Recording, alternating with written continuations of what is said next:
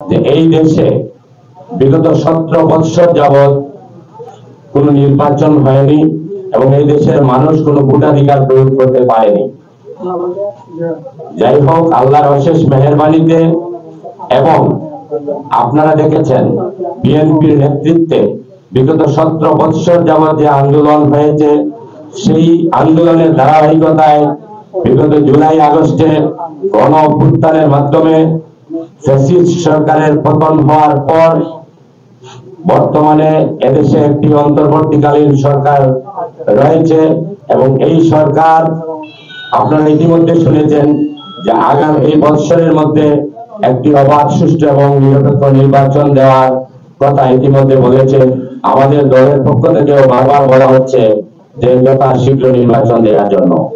যেহেতু আগামী ত্রয়োদশ জাতীয় সংসদ নির্বাচন আমরা বিশ্বাস করি যে একটি অবাধ এবং সুষ্ঠু নিরপেক্ষ নির্বাচন হবে, সেই জন্য আমি আমার দলের তৃণমূলের পর্যায়ের সকল নেতৃবৃন্দের সহিত আমার যোগাযোগ রয়েছে।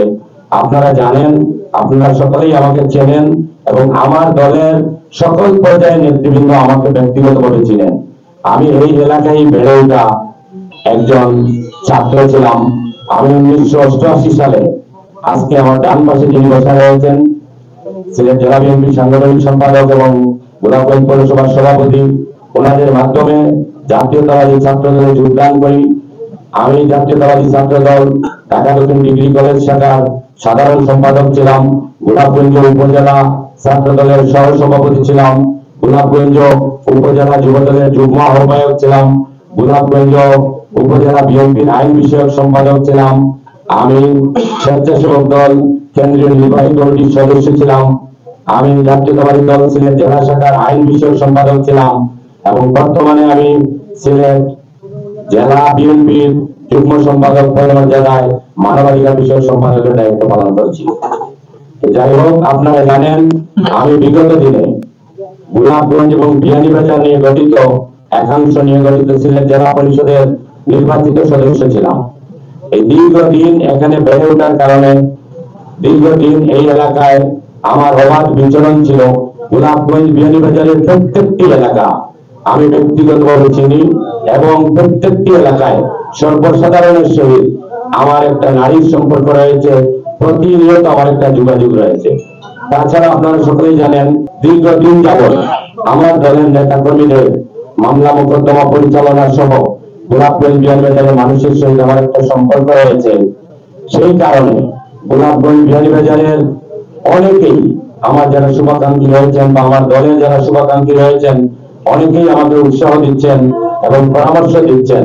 আমি যদি দলের মনোনয়ন প্রত্যাশী হই, তাহলে দল যদি আমাকে মনোনয়ন দেয়, তাহলে আমাকে গোলাপগঞ্জ বিয়ানীবাজার যদি আমি নির্বাচন করি, আমার যারা শুভাকাঙ্ক্ষী রয়েছেন, আমার দলের নেতাকর্মী রয়েছেন, সবাই এই ব্যাপারে আমাকে পরামর্শ দিচ্ছেন।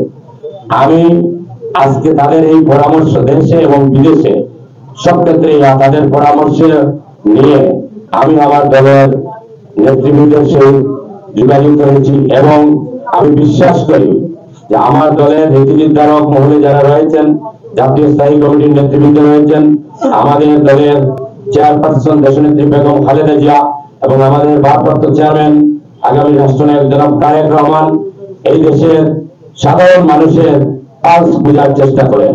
আমার দলের নেতা কর্মীরা যাকে চাইবে তাকেই ওনারা আগামী দিনে দলের মনোনয়ন দেবেন। আমি এটা বিশ্বাস করি যে আমাদের দলে আপনারা দেখেছেন বিগত দিনে গোলাপগঞ্জ এবং বিয়ানীবাজারে গণতান্ত্রিক ভাবে আমাদের দলের কমিটি হয়েছে, সেটা আপনারা দেখেছেন এবং আমি বিশ্বাস করি যে তৃণমূল পর্যায় থেকে যাকেই সুপারিশ করা হবে, যার পক্ষে জনমত বেশি যাবে, তাকেই দলের পক্ষ থেকে মনোনয়ন দেওয়া হবে এবং প্রতিনিয়ত বিভিন্ন মাধ্যমে সামাজিক যোগাযোগ মাধ্যম সহ আমাদের দলের শীর্ষস্থানীয় নেতৃবৃন্দ সকল খোঁজ খবর রেখে থাকেন। যেহেতু আমি তৃণমূলে কাজ করা একজন ব্যক্তি, আমার প্রত্যেকটি এলাকায় আমার দলের নেতা কর্মী সহ দলের এই গোলাপগঞ্জ বিয়ানীবাজারের সর্বস্তরের জনসাধারণের সহিত আমার একটা ব্যক্তিগত সম্পর্ক রয়েছে। আমি বিশ্বাস করি যে আমাকে সবাই ভালোবেসে আমাকে উৎসাহ অনুপ্রেরণা দিবেন এবং আমি মনে করি যে দল যদি দল যাকে মনোনয়ন দিবে এমন একজন ব্যক্তিকে মনোনয়ন দিবে যারা এই দলে গ্রুপিং না করে, তার মতাদর্শী না বানিয়ে সকলকে নিয়ে একসাথে কাজ করতে পারবে। এবং আমি ব্যক্তিগতভাবে আমার দলের সকল পর্যায়ের নেতা কর্মীদেরকে নিয়ে একসাথে কাজ করার মতো মন মানসিকতা আমার রয়েছে। সাথে সাথে আরেকটা জিনিস আপনাদের মাধ্যমে আমি পরিষ্কার করতে চাই, আমার দল যদি আমাকে না দিয়ে আমার দলের অন্য কাউকেও দলের মনোনয়ন দেয়, আমি তার পক্ষে নির্দ্বিধায় কাজ করব। আমার ব্যক্তিগত পক্ষ থেকে বলতে চাই যে আমি আমার দলের জন্য কাজ করতে চাই, আমি আমার দলের একজন কর্মী। দল যদি আমাকে মূল্যায়ন করে, আগামী দিনে আপনাদের সহযোগিতা নিয়ে আমি আগামী ত্রয়োদশ জাতীয় সংসদ নির্বাচনের প্রার্থী হব। এবং আমি বিশ্বাস করি যদি দল আমাকে মনোনয়ন প্রদান করে, তাহলে আমি আপনাদের মাধ্যমে এবং আমার দলের নেতা কর্মীদের ভালোবাসায় সিদ্ধ হয়ে জনগণের আস্থা অর্জন করতে পারবো এবং আমি আগামী সংসদে প্রতিনিধিত্ব করতে পারবো, এই বিশ্বাস আমার রয়েছে।